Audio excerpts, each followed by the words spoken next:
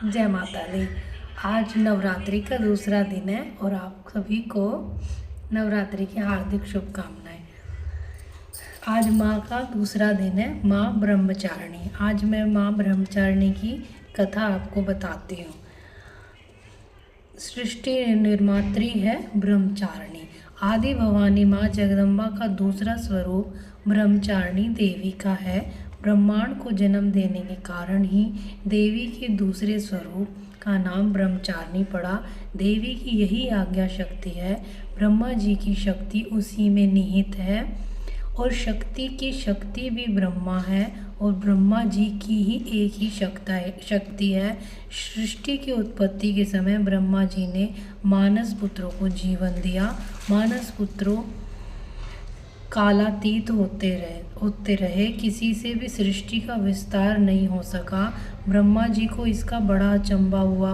उन्होंने सदाशिव से पूछा कि ऐसा क्यों हो रहा है। सभी देवता उदास हो गए। सदाशिव ने कहा कि देवी शक्ति के बिना सृष्टि का विस्तार नहीं हो सकता।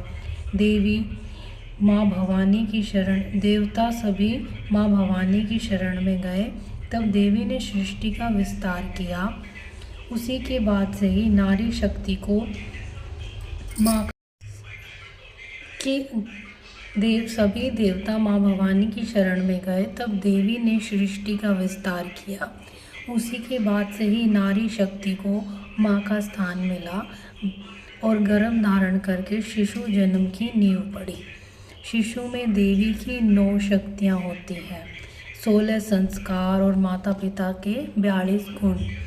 इसमें से भी माता के 36 गुण होते हैं। शैलपुत्री के रूप में देवी प्रकृति स्वरूपा है तो ब्रह्मचारिणी के रूप में सृष्टि की निर्मात्री भी है। कथा ये है कि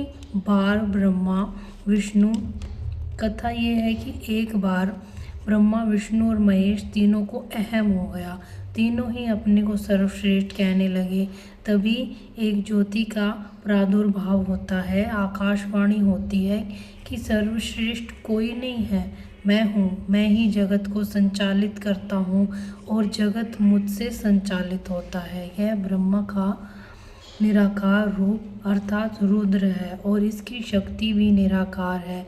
ब्रह्म शक्ति होने के कारण ही देवी को तपश्चारिणी भी कहा गया। एक हाथ में रुद्राक्ष की माला और एक हाथ में कमंडल धारण करने वाली देवी का यह स्वरूप कल्याण और मोक्ष प्रदान करने वाला है।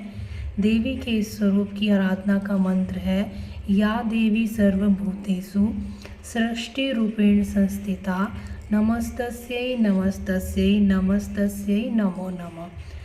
कर पद्माभ्याम क्षमालाक कमंडलु देवी प्रसीदतु मयि ब्रह्मचारिण्यनुत्तमा। जय माता।